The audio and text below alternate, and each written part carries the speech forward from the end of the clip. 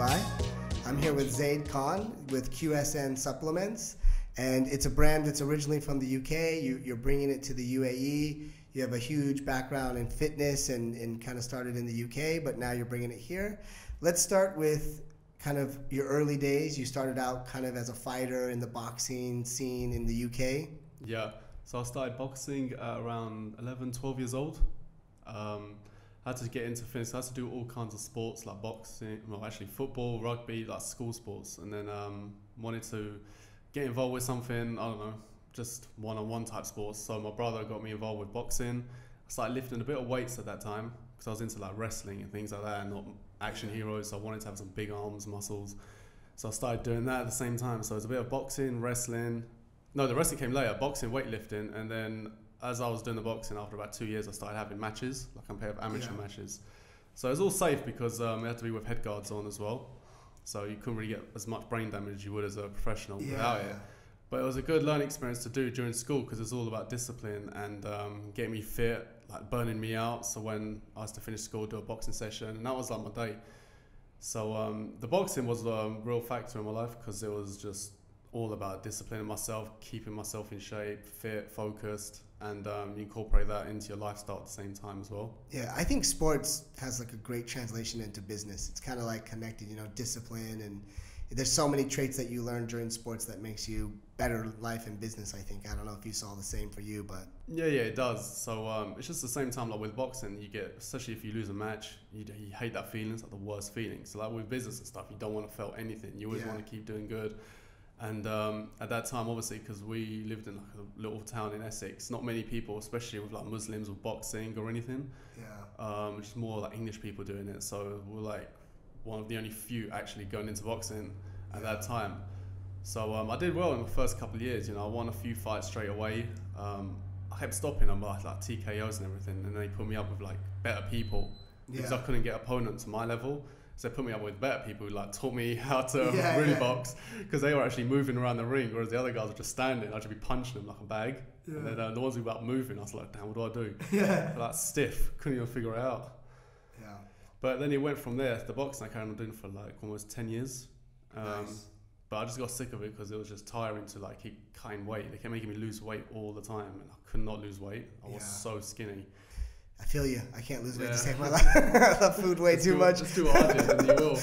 But it's a bit unhealthy. But there's like, maybe just always a time I had to lose weight, and they'll be like, oh, you got a match on Friday, and it's a Monday, and you have to lose like 3 kilos. Which is like, what's that, 10 pounds? I think. It's stupid things like that. And when you're trying to study at the same time, it's just killing your head. You're just like always brain dead at the same time.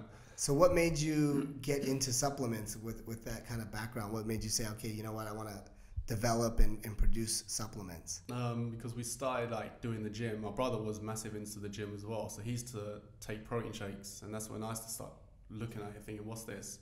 And so I thought you drink it, you just become really big and muscly straight away when you drink one protein shake. So then after that I started getting my own. I used to get like get him to bring me some and start drinking it slowly, and then I got more into weights. I just wanted to get muscly at that time as well, because that was like the big thing. There was like all these muscly people on TV, like The Rock and you know, Schwarzenegger. Isn't it weird when you're young, you want to be muscular or you want to be bigger, and then when you get old, you're like, I really want to lose weight. You get like, I'm getting fat now, I want to lose weight now. You get the muscles, you actually don't like it. Can't fit in clothes. You get tired after walking 2 steps and things like that. So I just started doing a bit of weightlifting. I used to do weightlifting with the boxing. But I used to cut it down when I had a match coming up, so I didn't get slow or tired or fatigued anymore. But then when I stopped boxing, was it 2010, like having matches, I just wanted to straight get into weights. I bulked up so quickly. I was like, in like 5 months, I must have put on like 10 kilos because it's just the weight was waiting to come. And I was just like suppressing it so much. So I started just get back into the gym again at university. I wanted to wear like tight t-shirts and just look big. And that was the look then. Definitely. So then that's when I started getting more into supplements, protein powders, BCAAs, things like that. But mainly it was the protein powders. You know, I was massive. I was spending so much money on them all the time. Yeah, definitely. I know. You can go there and spend a couple $100 like that without even realizing.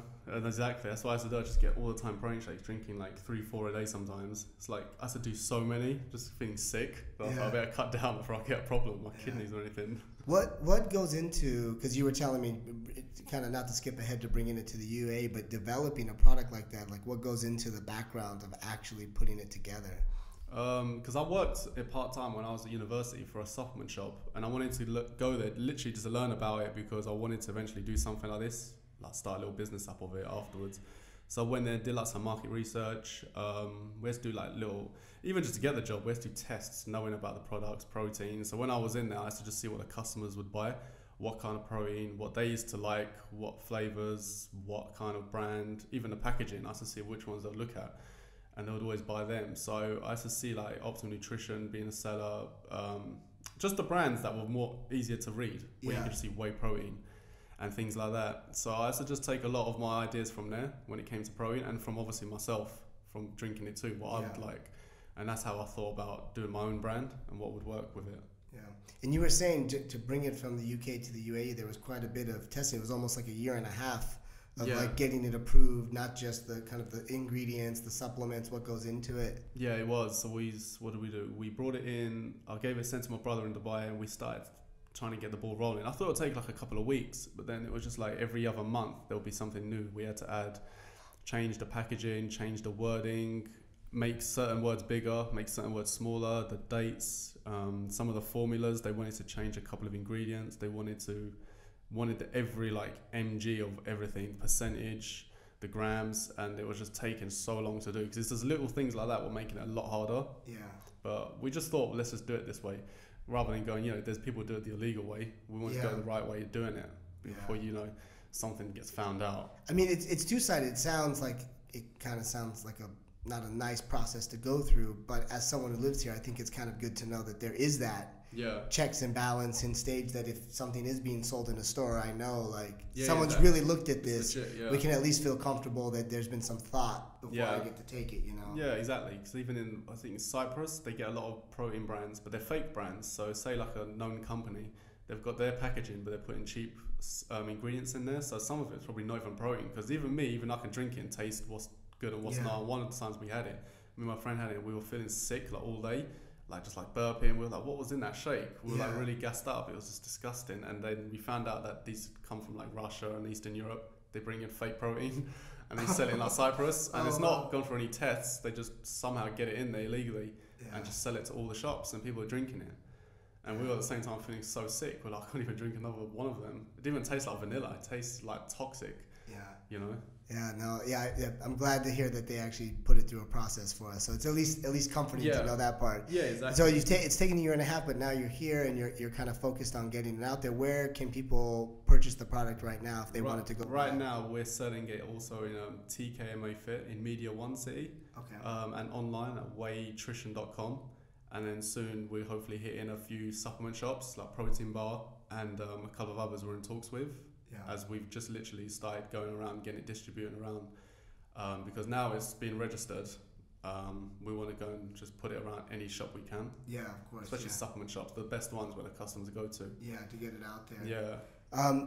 You were saying that the protein and the pre-workout are kind of the main sellers, and really probably every supplement brand. But what are all the other items that they can order? We were started with 8 products, but for now we're going to stick to protein and pre-workouts because they're the best sellers. Everyone likes pre-workouts. Yeah. Gives you a quick buzz, especially when you're tired from a hard day. You just want to go in and train. And the protein is our massive seller. We didn't think it would sell as much as it would because there's so many other brands out there. But then when people started trying it and tasting it, they got addicted to it. Yeah. We started with 7 flavors of protein. Probably going to stick to 3 soon, the 3 biggest sellers. But and then the pre-workouts will eventually come back. And then we want to start doing bars, BCAA powders. Okay. The things that we know that people will take. Because BCAA, you have it with water, drink it through the day, so it's really convenient. Yeah. Not that you want to give away your special ingredient, but what do you think makes your protein shakes just slightly different, or kind of makes it sound like tastes better? Our one, taste-wise, is really good because we did a few unique flavors like banoffee, peanut toffee, coconut. That's a massive seller. And also we made it as low fat and low calories we can for the taste that it is, and low sugars. It's for vegetarians, got non-GMO, gluten-free. And, really? Yeah. Gluten free and it still tastes good? And then we also did it halal certified at the same time. Yeah. I just got a joke now, gluten free one. And then the chocolate and strawberries, they were halal certified in the UK. So we were the first HFA supplement company as well in the UK. But that market was very, very small. We thought it'd be bigger, the Muslim market in the UK, because a lot of people want halal protein. Yeah. Because there's you get little alcoholic ingredients, something little specks of what they can't have in their diet. So we did also halal protein in the UK, but for now, I think these will sell just as well anyway. Yeah. Are you gonna try to market to like the Arabic community or just English? No, everyone, Arabic community, English, anyone in Dubai, everyone. It's like, it's for your lifestyle at the same time, not just for gym people. Yeah. Health needs to be looked at a lot in the UAE as well, as much as it is in England. Yeah. People's dietary needs, and I think also because people think it's not for kids, but I was to take it as a kid, and it's fine for I was doing it then, so they think you just start drinking when you're 18. I think you can start when you're like 13, 14. Just one a day maybe, get that extra nutrients in your body. Yeah, I think it's like, growing up they used to tell you need to drink milk when really you should be drinking protein. Yeah, that's true, yeah. Like they should have protein in their refrigerator for the kids. And like, hey, don't drink the milk, kid, because that's for cows. You don't really need to drink that. Yeah. You should be drinking protein. Yeah, it's so important because now even like in surgeries in England, and I think a lot of places in Europe and America, they're giving protein shakes to patients. Yeah, it makes sense. If they can't eat or chew, then give them a shake because that's the only way to get nutrients in their body. Yeah. There's something they put in and sell that because a lot of people can't chew, a lot of people can't eat, they feel sick, then blend it into a shake. Yeah. Make a protein shake, that's it. You'll be fine. Yeah. So we have a website also. Yeah. Which is QSNSupplements.com. Yeah. QSNSupplements.com. Yeah. And our Instagram page, QSN_supplements. So a lot of things there. So we'll be posting everything on there, like pictures of supplements, branding, influencers. I've got my brother here, he's got his gym in the Media City, TKMMA as well. So we're going to start getting, looking for probably influencers at the same time. Yeah, awesome. So if there's ambassadors who want an interest in, contact us. Awesome. Yeah. Perfect. You want to shout out your handle? Maybe people can follow you? Instagram.com Zaid Khan, ZAIDIKHAN. Awesome. You better to write that down. Yeah. But yeah, you probably find me on the QSN. We'll put a little word on the screen. Yeah, it's got all my pictures on the QSN one anyway. Yeah. So yeah, you'll find me there too. Awesome. Okay, great episode. I really appreciate you coming on. Thanks a lot. Appreciate it. Thank you.